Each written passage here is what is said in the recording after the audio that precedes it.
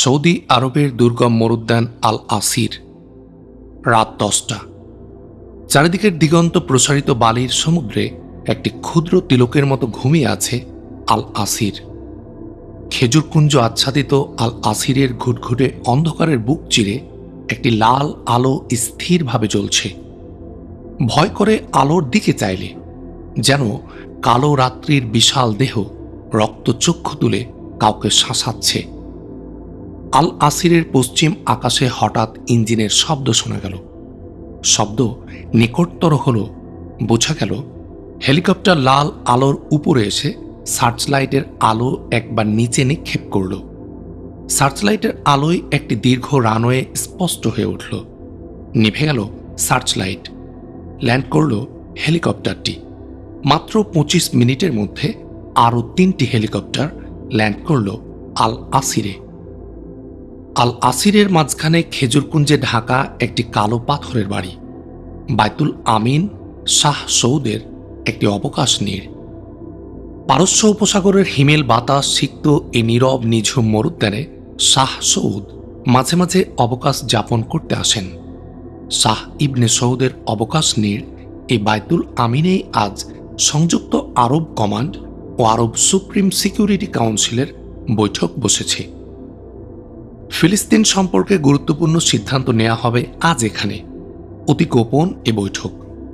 America, Russia ও ব্রিটেনের সৈন্য দৃষ্টিকে ফাঁকি দিয়ে আজ এখানে একত্রিত হয়েছেন বাদশাহ সৌদ, মিশরের প্রেসিডেন্ট আনোয়ার রশিদ, জর্দানের বাদশাহ আবুল হিসাম, লিবিয়ার প্রেসিডেন্ট শিবলি সোহায়েল, মরক্কোর বাদশাহ হাসান শরীফ, সুদানের প্রেসিডেন্ট ফারুক আল নিমেরি, আলজেরিয়ার প্রেসিডেন্ট আবু জাফর আবেদিন, সিরিয়ার প্রেসিডেন্ট হাফিজ আস-সাল্লাল এবং সংযুক্ত আরব কমান্ডের অধিনায়ক আবুল আমর আবদুল্লাহ। আর এসেছে সাইমুমের নেতা আহমাদ মুসা। কালো পাথুরে বাড়িটির অভ্যন্তরে একটি সুসজ্জিত হলঘর। একটি গোল টেবিলের চারিদিকে বসেছেন আরব নেতাগণ। সভাপতির আসনে বসেছেন শাহ সৌদ। শাহ সৌদের ডান পাশে বসেছেন সাইমুম প্রধান আহমাদ মুসা, আর বাম পাশে আনোয়ার রশিদ। শাহ সৌদের সামনে এক গাদা কাগজ। প্রথম নীরবতা ভঙ্গ করে কথা বললেন শাহ সৌদ। গম্ভীর কণ্ঠ ধ্বনিত হল তার। সম্মানিত ভাতৃবৃন্দ, আমরা এক অতি গুরুত্বপূর্ণ বিষয়ে সিদ্ধান্ত নেবার জন্য এখানে সমবেত হয়েছি। বাইতুল মুকাদ্দাস এবং ফিলিস্তিনের মুক্তির জন্য আমরা কোন পথ ধরব? সে পথ কি আমাদের সম্মিলিত শক্তি প্রয়োগের পথ, কিংবা বৃহৎ শক্তিবর্গের উপর চাপ সৃষ্টির পথ, অথবা কৌশলে ফিলিস্তিনের স্বয়ংক্রিয় কোনো বিপ্লব সংগঠনের পথ? আশা করি এ ব্যাপারে আপনারা আপনাদের সুচিন্তিত বক্তব্য রাখবেন। শাহ সৌদ চুপ করলেন। নেমে এলো নীরবতা। এবার কথা বললেন আনোয়ার রশিদ। তিনি বললেন, ফিলিস্তিনের মুক্তির জন্য আপনি যে পথ 3টির কথা উল্লেখ করেছেন, তারই কোনো একটি পথ ধরে আমাদের এগোতে হবে। এ পথগুলোর সুবিধা অসুবিধা সম্পর্কে আমাদের সকলের যে ধারণা, তা একরূপই হবে বলে আমার বিশ্বাস। আমার অনুরোধ, আপনি এ ব্যাপারে প্রথম বক্তব্য রাখবেন। প্রেসিডেন্ট আবেদিন, বাদশাহ হাসান শরীফ, প্রেসিডেন্ট শিবলি সোহায়েল প্রমুখ উপস্থিত সকলে আনোয়ার রশিদের প্রস্তাবকে সহাস্যে সমর্থন জানাল। শাহ সৌদ ধীরে ধীরে মুখ তুললেন। মনে হলো একটু ভাবলেন তিনি। কাগজপত্র একটু নাড়াচাড়া করলেন। তারপর বলতে শুরু করলেন, আমরা সকলেই জানি সোভিয়েত, ব্রিটেন, আমেরিকা ইহুদি শক্তির পিছনে না থাকলে ফিলিস্তিনে ইহুদি আমদানি সম্ভব হতো না। জাতিসংঘে ফিলিস্তিন বিভক্তির প্রস্তাব উঠত না, পাশও হতো না, এবং ইসরায়েল রাষ্ট্র জন্ম লাভ করত না। বাইরে থেকে আমরা শক্তি প্রয়োগ করে ফিলিস্তিন মুক্ত করতে পারব না, কারণ সোভিয়েত ইউনিয়ন, ব্রিটেন ও আমেরিকার সাথে যুদ্ধ করার মতো শক্তি আমরা এখনও অর্জন করতে পারিনি। ইসরায়েলের সাথে আমাদের কয়েকটি যুদ্ধ থেকে পরিষ্কার হয়ে গেছে ও পথ আমাদের সাফল্যের পথ নয়। চাপ প্রয়োগের কথা আমরা ভাবতে পারি। তৈল অস্ত্রের সাহায্যে আমরা সে চাপ দিয়ে আসছি, কিন্তু এই চাপেরও একটা সীমা আছে। সে সীমা আমরা অতিক্রম করতে পারি না। তৈল অস্ত্র প্রয়োগে কিছু ফল আমরা পেয়েছি, আরও কিছু ফল পেতে পারি, কিন্তু ফিলিস্তিনের মুক্তি এর দ্বারা আসতে পারে না। আরেকটি পথ বাকি, সেটা হলো ফিলিস্তিনের অভ্যন্তর থেকে স্বয়ংক্রিয় বিপ্লবের মাধ্যমে ফিলিস্তিনের মুক্তি। আমার মতে ফিলিস্তিনের মুক্তির এই পথই একমাত্র সঠিক পথ। জাতীয় মুক্তি আন্দোলনের এই পথে আমাদের এগোতে হবে। আমি আনন্দিত যে সাইমুম জাতীয় মুক্তি আন্দোলনের সে পথ রচনা করেছে। শাহ সৌদ চুপ করলেন। মুহূর্ত কয়েক নীরবতা। তারপর কথা বললেন আলজেরিয়ার প্রেসিডেন্ট। তিনি বললেন, আন্তর্জাতিক দিক থেকে এ পথটি নিরাপদ, কিন্তু বিষয়টি অত্যন্ত জটিল ও সময় সাপেক্ষ। আনোয়ার রশিদ বললেন, বিষয়টি জটিল ও সময় সাপেক্ষ অবশ্যই, কিন্তু অসম্ভব নয়। সাইমুম যে পথ ধরে এগোচ্ছে তা একে অনেক সহজ করে দেবে। বাদশাহ হাসান শরীফ ও প্রেসিডেন্ট শিবলি সোহাইল নিচু স্বরে কিছু কথা বললেন। পরে প্রেসিডেন্ট শিবলি সোহাইল বললেন, আমরা যে পথে এগোতে যাচ্ছি তার সাফল্যের অধিকাংশ নির্ভর করছে সাইমুমের কর্মতৎপরতার উপর। আমাদের মোহতারাম ভাই আহমাদ মুসা উপস্থিত আছেন। তার বক্তব্য আমরা শুনতে পেলে আমাদের আলোচনা সহজ হতো। শাহ সৌদ মাথা নেড়ে বললেন, ঠিক। স্মিত হেসে আহমাদ মুসার দিকে চাইলেন। আহমাদ মুসা বললেন, মোহতারাম শাহ সাহেব যে মত প্রকাশ করেছেন আমার বক্তব্য সেটাই। আমি আনন্দিত যে আমরা সবাই একই লাইনে চিন্তা করছি, আর সাইমুমের গোটা সংগঠন গড়ে উঠেছে এই দর্শনের উপর ভিত্তি করেই। আপনারা যে সর্বাত্মক সাহায্য সহযোগিতা দিয়ে আসছেন তা অব্যাহত থাকলে আমি নিশ্চয়তা দিতে পারি যে আমরা আমাদের লক্ষ্যে পৌঁছতে পারব। আপনারা শুনে খুশি হবেন যে ইসরায়েলের ড্রজি সম্প্রদায়ের সাথে আমাদের চুক্তি হয়েছে। ইসরায়েলের স্থল, বিমান ও নৌবাহিনীতে ওদের 14,000-এর মতো লোক রয়েছে। ওদের সর্বাত্মক সাহায্য আমরা পাব। এতদিন ইসরায়েলি আর্মির অভ্যন্তরে প্রবেশ ছিল অসম্ভব। আল্লাহর অনুগ্রহে এখন সে সুযোগ সৃষ্টি হয়েছে। ইসরায়েলিদের ইহুদিকরণ প্রচেষ্টায় অসন্তুষ্ট ক্ষুব্ধ ড্রজিরা আমাদের সব রকম সাহায্য দেবে। আহমাদ মুসা চুপ করল। নেমে এলো নীরবতা। নীরবতা ভাঙলেন শাহ সৌদ নিজে। ফিলিস্তিনে কোনো স্বয়ংক্রিয় বিপ্লব বা গণ অভ্যুত্থানের মাধ্যমে যদি আমরা ইসরায়েল রাষ্ট্রের উৎখাত করতে চাই, তাহলে ফিলিস্তিনি মুসলিম জনসাধারণের প্রতিনিধি ও মুখপাত্র হিসাবে সাইমুমের আন্তর্জাতিক স্বীকৃতি আদায় করতে হবে, আর তার আগে আমাদের তরফ থেকে স্বীকৃতি দিতে হবে। আমরা মুসলিম দেশগুলো যদি জাতিসংঘে প্রস্তাব আনি এবং আমাদের প্রভাব কাজে লাগাই, তাহলে সাইমুম জাতিসংঘের স্বীকৃতি লাভ করবে। ভবিষ্যতে এই আন্তর্জাতিক স্বীকৃতি খুবই কাজে আসবে। মরক্কোর বাদশাহ শরীফ বললেন, শাহ সাহেব উপযুক্ত পরামর্শ দিয়েছেন। ফিলিস্তিনে অন্তর্বিপ্লবের পরিকল্পনা যদি আমাদের সফল হয়, তাহলে ওই আন্তর্জাতিক স্বীকৃতি খুবই উপকারে আসবে। অবশ্য সে বিপ্লব যদি নিছক সরকার পরিবর্তন ধরনের হয়, তাহলে ওই আন্তর্জাতিক স্বীকৃতি খুবই গুরুত্ববহ হবে। বাদশাহ আবুল হিসাম বললেন, আমরা কি আজই এ ব্যাপারে সিদ্ধান্ত নিব? প্রেসিডেন্ট হাফিজ আস-সাল্লাল বললেন, সিদ্ধান্ত আমরা আজই নিচ্ছি, কিন্তু তা আমরা ঘোষণা করব আমাদের আসন্ন রাবাত শীর্ষ সম্মেলনে, এবং তারপর থেকেই সাইমুমের জন্য আমরা আন্তর্জাতিক স্বীকৃতি আদায়ের চেষ্টা চালাব। শাহ সৌদ বললেন, হাফিজ সাহেব ঠিক বলেছেন। রাবাত সম্মেলনে আমরা আমাদের সিদ্ধান্ত ঘোষণা করব। শাহ সৌদ একটু চুপ করলেন। তারপর আহমাদ মুসার দিকে তাকিয়ে বললেন, লক্ষ লক্ষ নিরাশ্রয় ও দুঃখী মানুষের পক্ষ থেকে এ গুরু দায়িত্ব আপনার উপর বর্তেছে। আমরা গর্বিত যে সাইমুম এ দায়িত্ব পালনে সমর্থ। আমরা এখন জানতে পারলে উপকৃত হব যে অন্তর্বিপ্লবের পরিকল্পনা আপনার কি হবে এবং সেক্ষেত্রে আমাদের কি করণীয় থাকবে। আহমাদ মুসা একটু নড়ে চড়ে বসলেন। কপালে তার চিন্তার বলিরেখা স্পষ্ট, মুখটি প্রশান্ত, চোখ দুটি তার ভাবনার কোনো অতল গভীরে। ধীরে ধীরে মুখ খুলল আহমাদ মুসা। সে বলল, আন্তর্বিপ্লবের পথ অত্যন্ত জটিল ও ঝুঁকিপূর্ণ। আমরা শুধু শক্তি দিয়ে 30 লাখ ইহুদির কাছ থেকে রাষ্ট্র ক্ষমতা কেড়ে নিতে পারব না। আমাদেরকে কৌশলের পথ ধরতে হবে।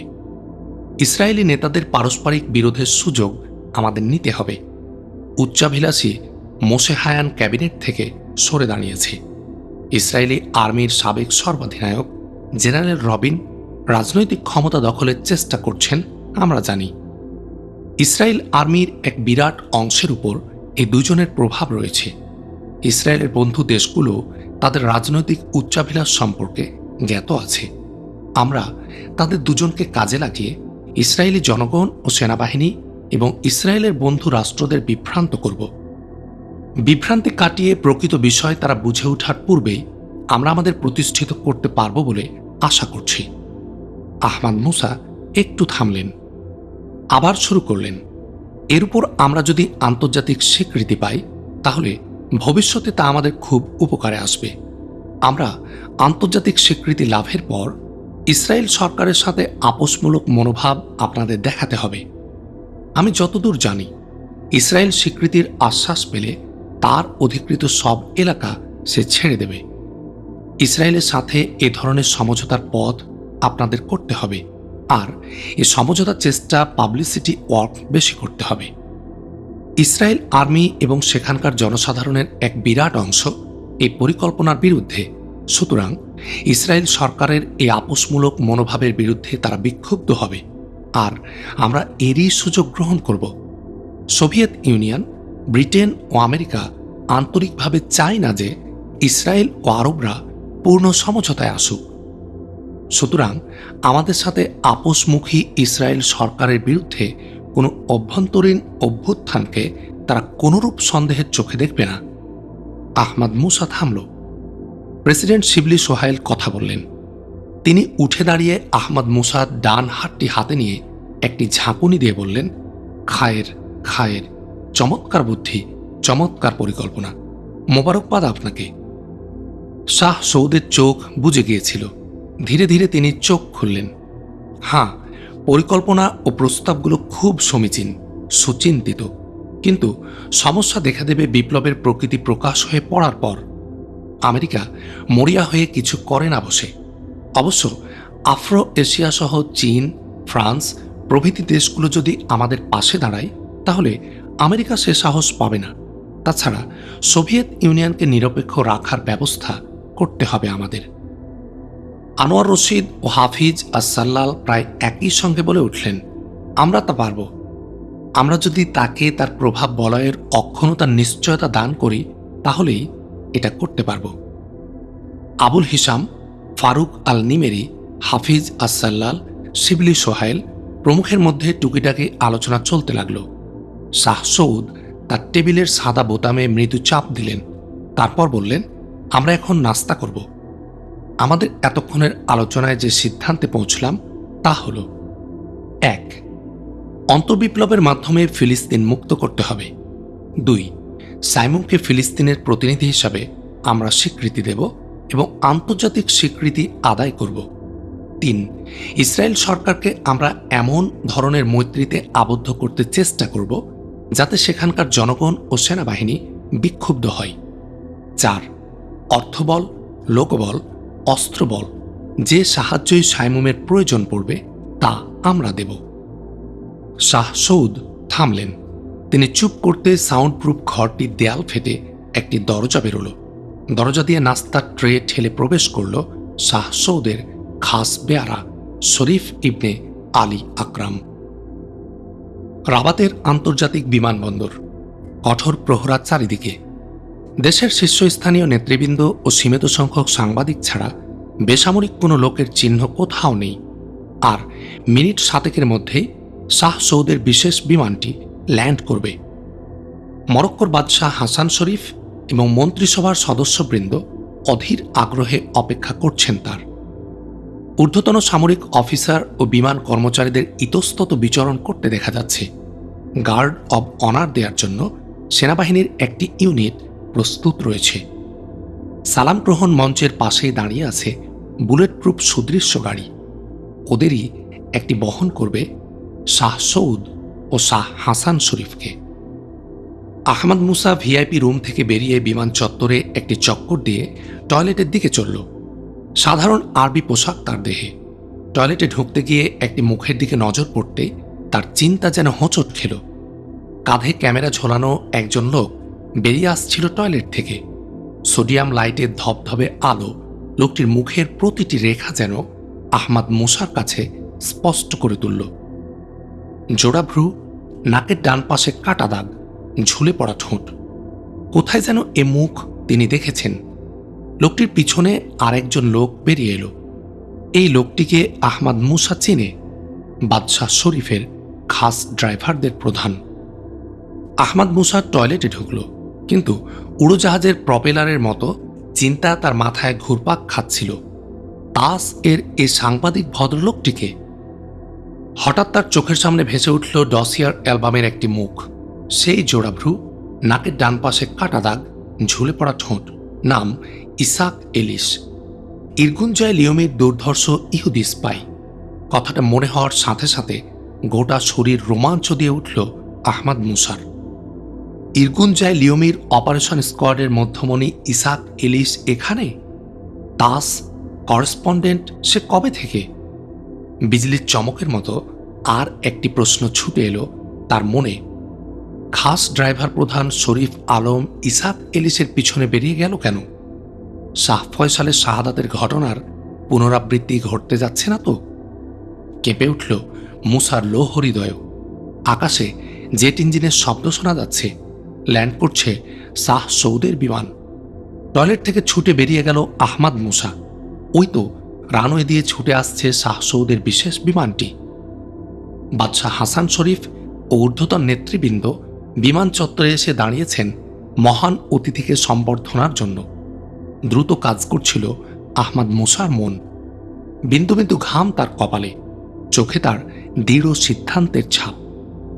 টয়লেট থেকে বেরিয়ে সে সোজা গেল সালাম গ্রহণ মঞ্চের পিছনে দাঁড়ানো আবুল আসের কাছে। আবুল আস সাইমুমের রাবাত ইউনিটের প্রধান। খুব নিচু গলায় আহমাদ মুসা বলল, তাস করেসপন্ডেন্টের দিকে নজর রেখো, ওকে আমাদের চাই। ড্রাইভার শরীফ আলমকেও সন্দেহ করছি বলেই আহমাদ মুসা দ্রুত ফিরে এলো বিমানের দিকে। বিমানের খোলা দরজায় সিঁড়ি লাগানো হয়ে গেছে। পরক্ষণেই দেখা গেল শাহ সৌদ নেমে আসছেন সিঁড়ি দিয়ে। সিঁড়ির গোড়ায় দাঁড়িয়ে বাদশাহ হাসান শরীফ। আহমাদ মুসা গিয়ে দাঁড়ালেন বাদশার পাশে। মন তার ছটপট করছিল।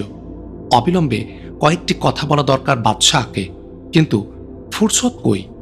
এখান থেকে সোজা ওরা যাবেন সালাম গ্রহণ মঞ্চে, তারপর সেখান থেকে গাড়িতে। কিন্তু বলতেই হবে তাকে কথা। সুযোগ জুটে গেল। বিমান চত্বর থেকে ফেরার পথে শাহ সাহেব ও প্রধানমন্ত্রী হাসালাপ করছিলেন। সেই সুযোগে আহমাদ মুসা বাদশাহকে বলল, এই মুহূর্তে আপনাকে দুটি আদেশ দিতে হবে, অত্যন্ত জরুরি। বাদশাহ কিছুটা উদ্বেগ নিয়ে বললেন, বলুন। পূর্ব নির্দিষ্ট গাড়ি বাদ দিয়ে সেনাবাহিনীর গাড়ি কিংবা অন্য কোনো গাড়িতে আপনাদের যাবার ব্যবস্থা করতে বলুন। ড্রাইভার শরীফ আলমকে অবিলম্বে গ্রেফতার করতে বলুন। আর তাস করেসপন্ডেন্টকে আমরা গ্রেফতার করতে চাই। কিছু হয়েছে, কিছু ঘটেছে। এবার স্পষ্ট উদ্বেগ ঝরে পড়ল বাদশার কণ্ঠে। তিনি প্রায় দাঁড়িয়ে পড়লেন। পরে সব জানতে পারবেন, আপনার রায় বলুন। আমি আবু আমরকে এখনই নির্দেশ দিচ্ছি। আবু আমর মরক্কোর সিকিউরিটি প্রধান। গার্ড অব অনার শেষে সাংবাদিকদের সাথে সংক্ষিপ্ত দু চারটি কথা বলার পর বাদশাহ হাসান শরীফ ও শাহ সৌদ যখন সেনাবাহিনীর একটি গাড়ির দিকে এগোচ্ছিলেন, ঠিক সেই সময় পূর্ব নির্দিষ্ট গাড়ির পাশে অ্যাটেনশনভাবে দাঁড়ানো ড্রাইভার শরীফ আলমকে দুজন নিরাপত্তা পুলিশ ধরে নিয়ে গেল। বাদশার গাড়ি চলে যাবার পর বিমানবন্দরের বহিরাঙ্গন থেকে সাংবাদিকদের জন্য নির্দিষ্ট খোলা জিপটিও যাত্রা করল। সেখানে দেখা গেল তাস করেসপন্ডেন্ট আন্দ্রে সুখানভ ওরফে ইসাক এলিশও উঠে বসলেন ড্রাইভারের পাশের সিটে। সাংবাদিকদের জিপের পিছনে আরেকটি ল্যান্ড রোভার স্টার্ট নিল। গাড়ির পিছনের সিটে দুজন মুখোশধারী, ড্রাইভিং সিটে আবুল আস নিজে। তাদের গাড়ি যখন বিমানবন্দরের গেট পার হলো, সেই সময় পিছন থেকে প্রচণ্ড বিস্ফোরণের শব্দ শোনা গেল। সালাম গ্রহণ মঞ্চের পাশে দাঁড়ানো ড্রাইভার শরীফ আলমের গাড়ির ছাদ প্রচণ্ড বিস্ফোরণে উড়ে গেছে। জ্বলছে লিমোজিনটি। আবুল আস দেখতে পেল সামনের সাংবাদিক জিপটি থেমে গেছে। জিপ থেকে লাফিয়ে পড়লেন রয়টার এবং এএফপির করেসপন্ডেন্ট। ছুটছেন তারা বিমানবন্দরের দিকে দুর্ঘটনা দেখার জন্য। একটু পরে আন্দ্রে সুখানভ ওরফে ইসাক এলিসও নামলেন। আবুল আসের গাড়িটিও সাংবাদিক জিপের পিছনে এসে থেমে গিয়েছিল। আরেকটি নীল রঙের ভক্সওয়াগন এসে আবুল আসের গাড়ির পিছনে থেমে গেল। আবুল আস মুখোশধারীদের একজনকে বলল, তুমি আমার সাথে এসো। বলে আবুল আস গাড়ি থেকে নেমেই দেখল এলিস পিছনের গাড়িটার পাশে প্রায় পৌঁছে দরজাটি হঠাৎ খুলে গেল আর ঝুপ করে সে ঢুকে গেল গাড়ির ভেতরে। সঙ্গে সঙ্গে নড়ে উঠল গাড়ি। ব্যাপারটি বুঝে ফেলল আবুল আস। গুলি করল সে গাড়ির টায়ার লক্ষ্য করে, কিন্তু লক্ষ্যভ্রষ্ট হল সে গুলি। গাড়িটির জানালা দিয়ে ডিম্বাকৃতি একটি বস্তু ছুটে এসে সশব্দে ফেটে গেল। মুহূর্তের মধ্যে গাঢ় কালো ধোঁয়ায় ছেয়ে গেল স্থানটি। আবুল আস তার নিজের গাড়িটিও ঠাহর করতে পারল না ধোঁয়ার সে গাঢ় আবরণে। মুহূর্ত কয় পর ধোঁয়া যখন সরে গেল, তখন পিছনের গাড়িটির কোনো অস্তিত্ব কোথাও নেই। ইসাক এলিসকে নিয়ে এয়ারপোর্ট রোড ধরে তীব্র বেগে ছুটে চলছিল সে নীল রঙের ভক্সওয়াগন। এলিস সহ মোট 3 জন আরোহী। এলিস পিছনের অন্ধকার ঢাকা পথের দিকে চেয়ে আশ্বস্ত হল, না, কেউ পিছু নেয়নি। পরে পাশের লোকটির দিকে চেয়ে বলল, শরীফ ধরা পড়েছে রবিন। রবিন নামক লোকটি বলল, শাহ ও বাদশাকে অন্য গাড়িতে দেখেই আমি তা বুঝতে পেরেছিলাম। টাইম বোম সে যথাসময়ে গাড়িতে সেট করতে পেরেছিল, কিন্তু শেষ মুহূর্তে সব পণ্ড হলো কি করে আমি তাই ভাবছি, বলল এলিস। আপনার পিছু নিয়েছিল ওরা কারা? যারাই হোক, সরকারের লোক নয়, এরাই ধরিয়ে দিয়েছে শরীফ আলমকে। আমার ধারণা ওরা সাইমুমের লোক। আপনার পরিচয় শুধু ওদের পক্ষেই জানা সম্ভব। এলিসের গাড়ির পিছনে নিঃশব্দে ঝড়ের গতিতে ছুটে আসছিল আর একটি গাড়ি, কালো রঙের ল্যান্ড রোভার। হেডলাইট নিভানো, তাই আগের গাড়ির আরোহীদের কাছে গাড়িটি অজ্ঞাতই রয়ে গেছে। গাড়িতে একজন মাত্র আরোহী, আরবীয় পোশাক পরিধানে, কানের পাশ দিয়ে নেমে আসা রুমাল মুখের অধিকাংশ ঢেকে রেখেছে। তার পাশে পড়ে রয়েছে একটি সাবমেশিন গান। এলিসের গাড়ি এয়ারপোর্ট রোড ছেড়ে জনবিরল অ্যারাবিয়ান হাইওয়েতে গিয়ে পড়ল। এই সময় সামনে থেকে আরেকটি গাড়ি এসে পড়ল। তার হেডলাইটের আলোতে এলিসদের গাড়ি সহ পিছনের গাড়িটি আলোকিত হয়ে উঠল। দুর্ভাগ্যই বলতে হবে পিছনের গাড়ির আরোহীর। তার অস্তিত্ব সামনের গাড়ির আরোহীর কাছে পরিষ্কার হয়ে গেল। প্রমাদ গুনল পিছনের গাড়ির আরোহী। এলিসদের গাড়ির গতিবেগ বেড়ে গেল। গতিবেগ বাড়ালো পিছনের গাড়িটিও। পিছনের গাড়ির আরোহীর চোখ দুটি সামনের গাড়ির প্রতি স্থিরভাবে নিবদ্ধ। মুখে তার দৃঢ় সংকল্পের ছাপ। স্পিডোমিটারের কাঁটা কাঁপছে। 80 পেরিয়ে কাঁটা 90 ছুঁই ছুঁই করছে। সামনের গাড়ির স্পিডোমিটারের কাঁটা তখন 80-তে, পারছে না প্রতিযোগিতায়। পিছনের গাড়িটি মিনিট 1.5-এর মধ্যে ধরে ফেলল সামনের গাড়িটিকে। আগের গাড়ির নিকটে আসতে এক ঝাঁক গুলি এসে পিছনের গাড়ির গায়ে লাগলো। তবু বেপরোয়া আরোহীটি তার গাড়ি এনে সামনের গাড়ির পথ রোধ করে দাঁড়ালো। থেমে গেছে এলিসদের গাড়িও। আলো নিভে গেছে তার। গাড়িটি থামিয়ে আরবি পোশাকের আরোহীটি সাবমেশিন গানটি নিয়ে গড়িয়ে নেমে পড়েছে নিচে। চোখে তার ইনফ্রারেড গগলস। অন্ধকার স্বচ্ছ হয়ে উঠেছে তার চোখে।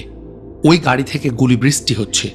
পিছনের গাড়ির আরবীয় পোশাকের আরোহীটি কোনো প্রত্যুত্তর না দিয়ে সাপের মতো এগিয়ে চলেছে এলিসদের গাড়ির দিকে। রাস্তার উত্তর পাশের ঢাল বেয়ে নিঃশব্দে এগোচ্ছিল সে। কোনো প্রত্যুত্তর না পেয়ে ওপারের গুলিও বন্ধ হয়ে গেল। আরবীয় পোশাকের আরোহী দেখতে পেল এলিসের গাড়ির ওপাশে লম্বালম্বি শুয়ে আছে একজন। হাতে তার উদ্যত স্টেইন গান। মাথা ঈষৎ উঁচু করে সে চারিদিকটা একবার ভালো করে দেখার চেষ্টা করছে। পিছনের আরবি আরোহীটি গুলি করার লোভ সম্বরণ করল। বোঝা গেল গাড়ির 3 জন আরোহীর কে কোথায় তা সে প্রথমে জানতে চায়। গাড়ির পিছন বরাবর গিয়ে থামল সে। অপর দুজনকে সে গাড়ির পিছনে দেখতে পেল। তাদের একজন শুয়ে, হাতে তার স্টেন গান, অপরজন হাঁটু গেড়ে বসে, হাতে তার রিভলভার। হাঁটু গেড়ে বসা লোকটি ইসাক এলিস, তা বুঝতে পারল আরবি পোশাকের আরোহী। এলিসদের সকলের দৃষ্টি সামনের আড়াআড়ি করে রাখা আরবি লোকটির ওই গাড়ির দিকে। গাড়ির উত্তর পার্শ্বে গাড়ির লম্বালম্বি শুয়ে থাকা লোকটিকে এই সময়ে গুটি গুটি গাড়ির পিছন দিকে আসতে দেখা গেল। আরবীয় পোশাকের আরোহীটি বোধহয় এভাবে তিনজনকে একসঙ্গেই যাচ্ছিল। প্রশস্ত মাইল পোস্টের আড়ালে শুয়ে স্টেনগানটি বাঁ হাতে ধরে ডান হাতে রিভলভার থেকে ধীরে সুস্থে প্রথম গুলিটি ছুড়ল সে। আর্তনাদ করে লুটিয়ে পড়ল গুটি গুটি করে আসা লোকটি। বিদ্যুৎ গতিতে ফিরে দাঁড়িয়েছিল এলিস।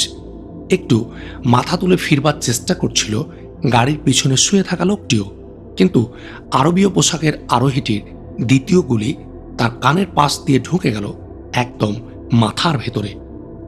এলিয়ে পড়ল তার মাথা আবার মাটিতে। এলিসও গুলি ছুড়েছিল, কিন্তু লক্ষ্যহীন সে সব।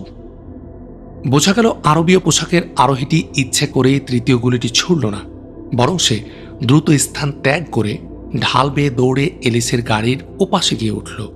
দেখতে পেল সে এলিস রাস্তার ওপাশের ঢালে নেমে যাচ্ছে। কয়েক পা সামনে এগিয়ে চিৎকার করে উঠল আরবীয় পোশাকের আরোহী, স্টেন গান ফেলে দাও এলি। কথা শেষ হলো না তার।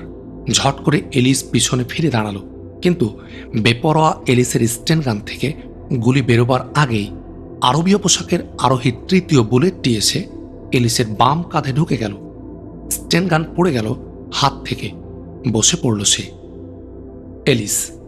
এলিসের দুই সহকর্মী ও এলিসের গাড়িটি সার্চ করে এলিসকে বেঁধে গাড়িতে তুলে নিয়ে গাড়ি ছেড়ে দিল এবার আরোহীটি। শহরের অক্ট্রয় পোস্টে আসতে গাড়িটি আটকে দিল সেনাবাহিনীর একটি ইউনিট। বুলেটের ঝাঁকে ঝাঁঝরা হয়ে যাওয়া গাড়িটি তারা ঘিরে দাঁড়ালো, কিন্তু তাদের অফিসার গাড়ির সামনে এসে আরোহীকে দেখেই চমকে উঠে স্যালুট করে সরে দাঁড়ালো। ঘিরে দাঁড়ানো সৈনিকরাও সরে দাঁড়ালো সঙ্গে সঙ্গে। গাড়িটি চলে যাওয়ার পর অফিসারটি উৎসুক সৈনিকদের জানালো, আহমাদ মুসা। নামটি শোনার সঙ্গে সঙ্গে সৈনিকদের বিস্ময়াবিষ্ট চোখ অপসৃয়মান গাড়িটির দিকে ছুটে গেল আরেকবার। আরবীয় পোশাকের আরোহীটি আহমাদ মুসা। এলিসের প্রতি দৃষ্টি রাখবার নির্দেশ আবুল আসকে দিয়েও নিশ্চিন্ত হতে পারেনি, তাই নিজেও পিছু নিয়েছিল তার। এলিসকে নিয়ে আহমাদ মুসা সোজা সাইমুমের রাবাত ঘাঁটিতে এসে হাজির হল। আহমাদ মুসাকে গাড়ি থেকে নামতে দেখে উদ্বেকাকুল আবুল আস ছুটে এলো।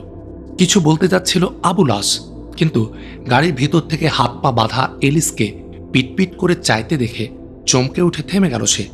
পরে আহমাদ মুসাকে একপাশে ডেকে বলল, শাহ এবং বাদশাহ দুবার খোঁজ করেছেন আপনাকে। উদ্বিগ্ন তারা। স্টেট গেস্ট হাউসে তারা অপেক্ষা করছেন। এলিসকে আবুল আসের হাতে সোপর্দ করে আহমাদ মুসা তখনই চলল স্টেট গেস্ট হাউসের উদ্দেশ্যে। গেস্ট হাউসের গেটে আহমাদ মুসার গাড়ি পৌঁছার সঙ্গে সঙ্গে দায়িত্ব পালনরত অফিসার টেলিফোনে খবরটি ভিতরে পৌঁছিয়ে বাইরে সে আহমাদ মুসাকে স্যালুট করে দাঁড়ালো। মুহূর্তে খুলে গেল গেট। ভিতরে প্রবেশ করল আহমাদ মুসার গাড়ি। শাহ সৌদ এবং বাদশাহ হাসান শরীফ দুজনেই গাড়ি বারান্দায় এসে দাঁড়িয়েছেন।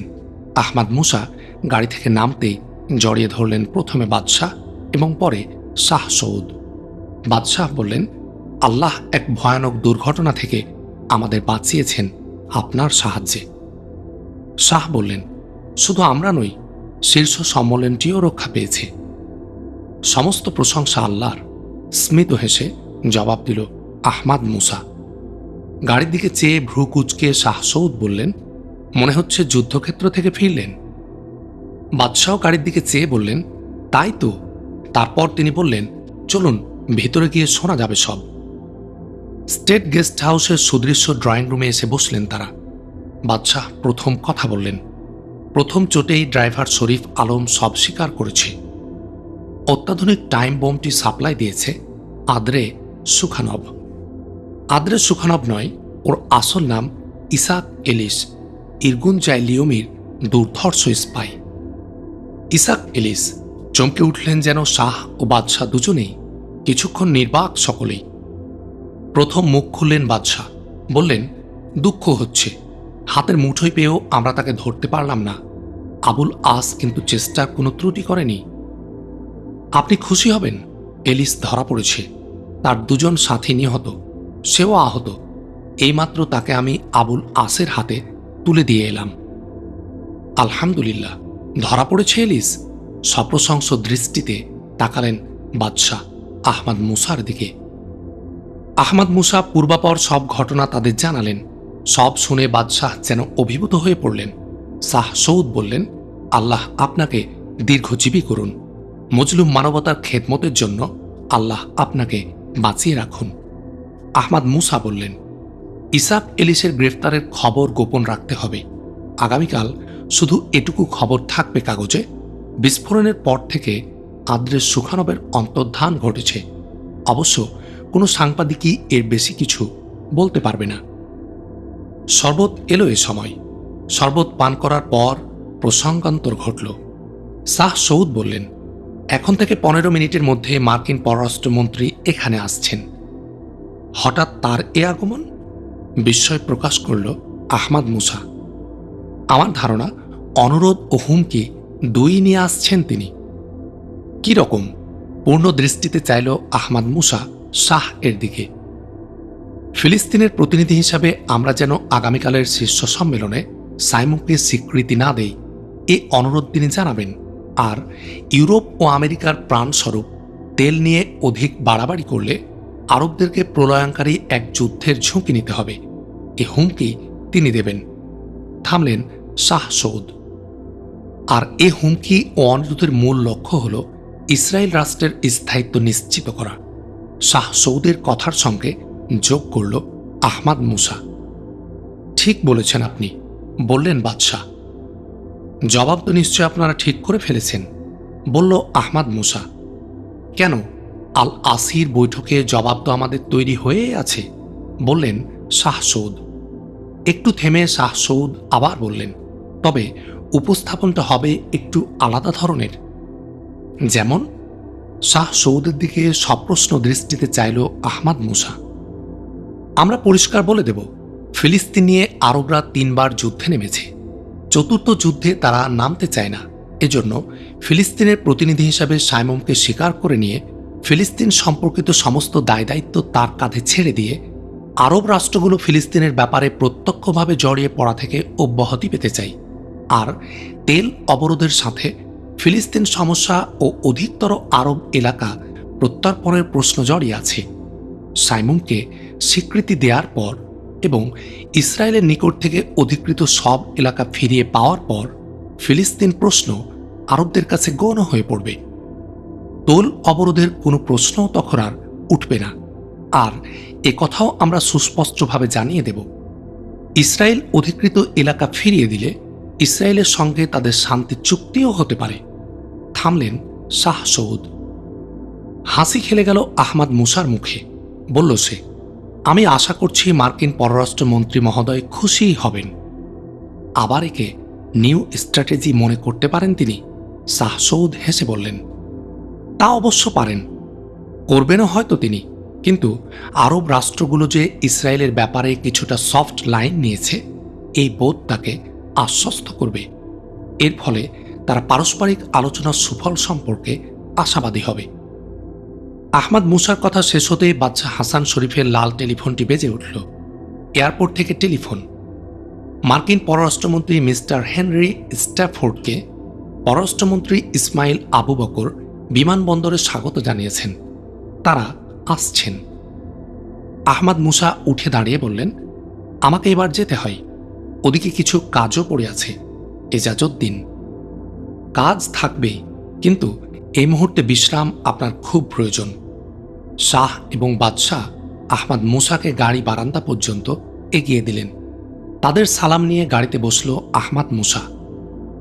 আহমদ মুসার গাড়ি যখন পার্ক এভিনিউ অতিক্রম করছিল, মার্কিন পররাষ্ট্র মন্ত্রীকে নিয়ে একটি গাড়ির মিছিল তখন স্টেট গেস্ট হাউসের দিকে এগিয়ে যাচ্ছিল।